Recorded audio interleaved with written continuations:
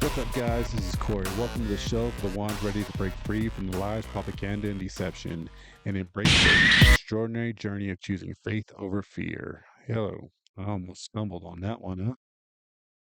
All right. Well, welcome back if you're coming back, and hello if you're new. And mostly this is just me talking to myself and the six people who have listened to my other shows.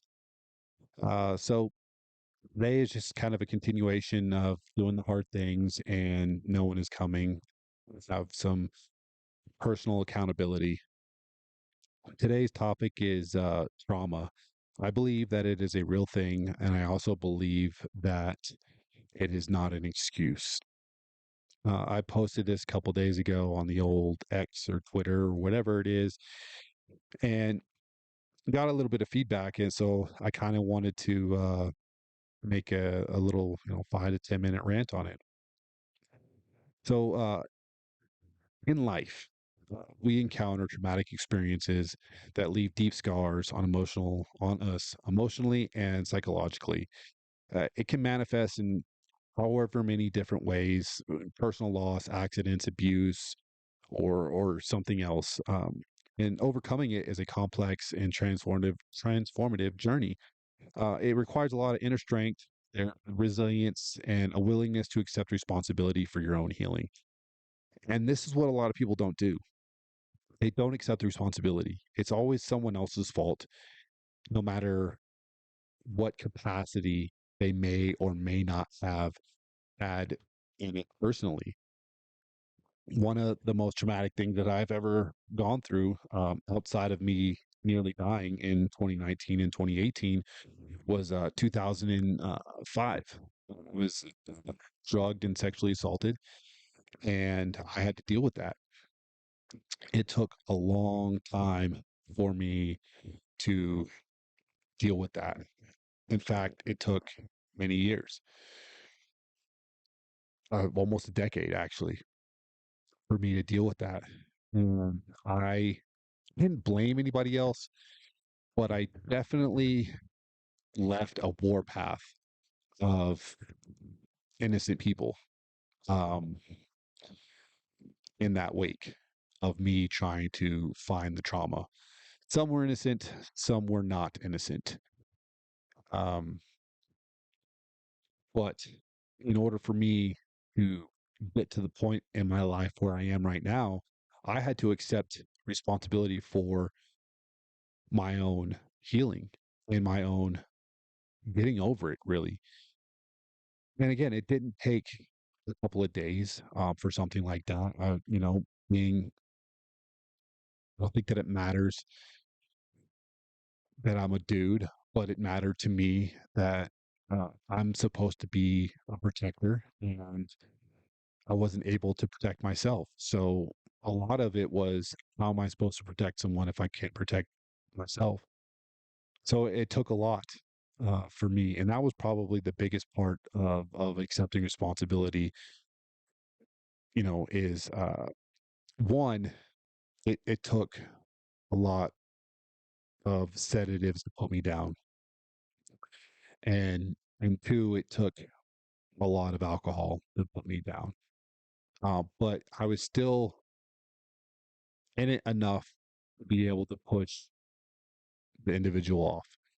But um, I could have not been there.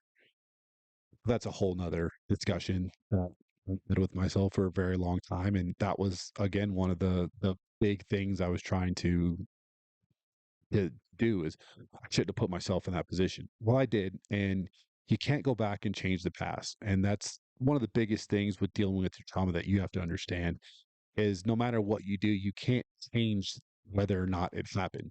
All you can do is change how you deal with it in the future.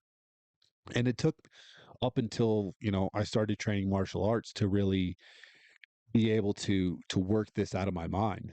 Um, Not entirely, obviously, but it helps because I was always felt that I was a virtuous individual. You know, one of the main virtues being honor. So I wanted to honor myself. And trauma is kind of like overcoming a drug addiction, right? You kind of have to find something to take your mind off of it. And the difference being is when you're an addict, you kind of replace your addiction with something that's positive, like now you're a health nut, or in some people's cases who do hard drugs, they become alcoholics, and they still have the obsessive compulsive disorder when it comes to that thing to do. But when you're kind of overcoming a trauma like an assault, it's more of just trying not to think about it. And through martial arts, I was able to focus better. And then after meeting Samantha, I was already meditating, but I started meditating more and making it more of a point to meditate. But your trauma, it can cast a long shadow and it can affect all parts of your life. It can lead to anxiety, depression, um, and when in my case, it led to both. But the key to liberation, it lies in recognizing that although we cannot control the trauma itself, we can influence how we respond to it, and that is what the martial arts had done for me. Is stop being so reactive and start being proactive. That and the meditation helped me empower myself and reshape kind of the narrative in my brain. You know, it went from I shouldn't have been there to okay, this happened. How do we deal with it? So in that, I accepted my responsibility to make sure that I got through this and be the person who I was trying to be when I joined the military. So I joined the military because I had gotten my high school girlfriend pregnant and I wanted to be an awesome person and take care of my family. In between that time and about 2015, 14, it was a very arduous process of getting back to that. And after I had accepted responsibility, you know, it didn't imply blame or fault. It signified an acknowledgement that I held the power to shape the outcome. And that shift in perspective allowed me to reclaim control over my life and break free from the chains of that this trauma had on me. And without this experience, my 2018, 2019 near death experiences would have been completely different. I don't know if I would have been able to handle it the way I was handling it. It would have taken a little bit longer for me to put my foot down and start marching forward. I would have done it because that's kind of my personality. But having already gone through an experience like this, I was able to kind of manifest my way back into um, the, the right life that I knew the path I needed to be on.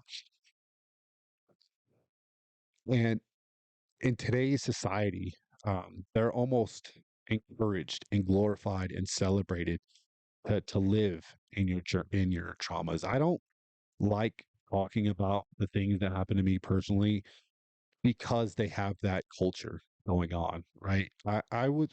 I tell my stories face to face when somebody asks, you know, hey, what's your story? Or they heard it from someone else and they ask me insights of how I dealt with this or how I dealt with that. That to me is completely different than going on social media and just, you know, pretending like a whole bunch of people are asking about your situation and you're just putting it out there. And really what you're doing it for is 100% for attention and monetization. And I'm not talking about just money. I'm talking about when you turn your trauma into your identity, then you need that constant validation from everyone around you. And you're putting it out there as this, you know, faux virtue that I don't know why you're putting it out there because you're not talking about solutions, you're just talking about problems. And again, that's what I'm aiming to counterculture here is talk about solutions.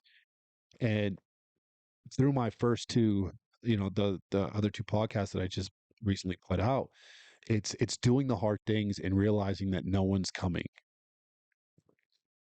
When it comes to trauma, it's very personal. You cannot affix your trauma to someone else. I had tried to do that. It doesn't work.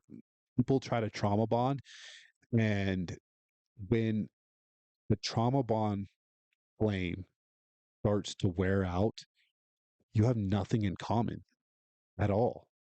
And I'm not saying that I trauma bonded with my relationship after that had happened.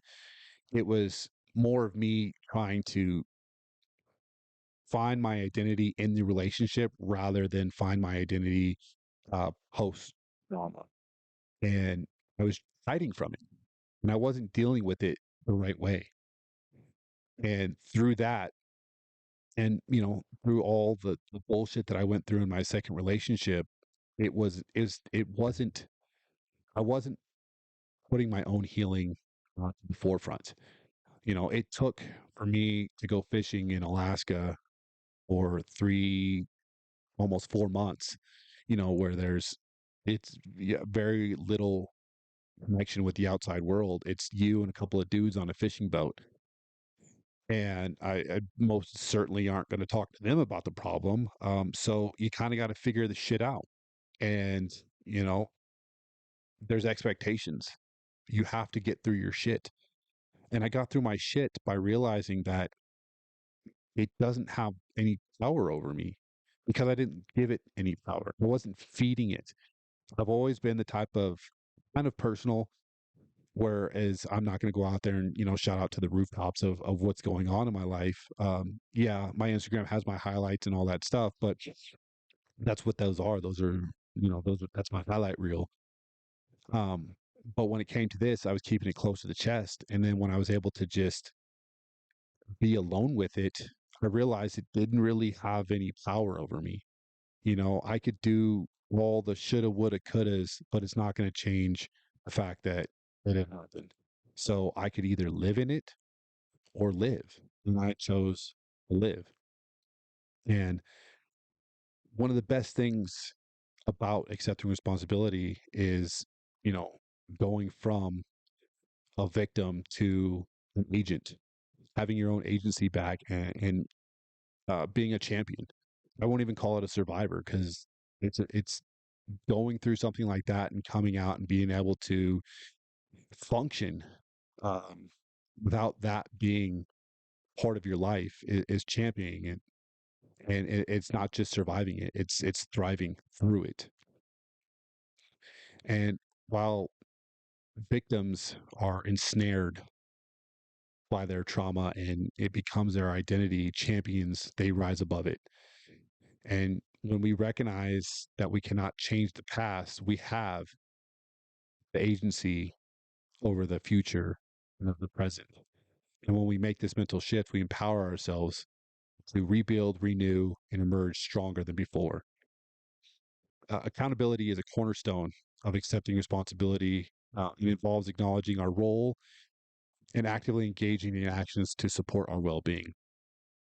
Mine was I had since I was a young child this idea of this life that I wanted. And instead of living in this identity that I could have been living in through my trauma, I started living through that dream again of building this life that I'm living right now. When we hold ourselves accountable, we demonstrate our commitment to our growth and then setting the stage for lasting positive change.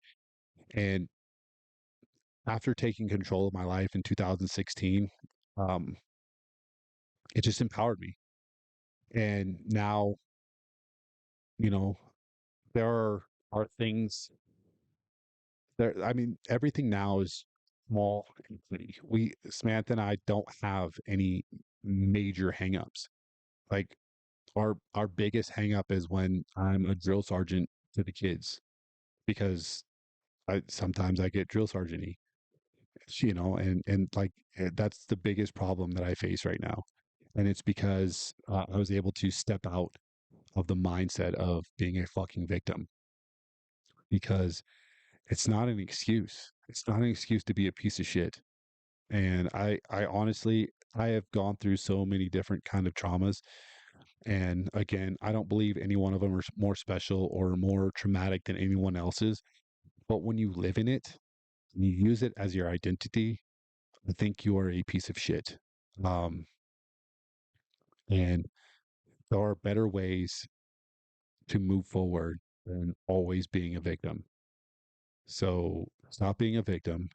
Traumas are real, but using as, as an excuse, be a shitty person is bullshit. So get over your entitlement, find some healing, meditate, and do the hard thing, face the trauma, come out the other side, because no one's going to do it for you. So get after it.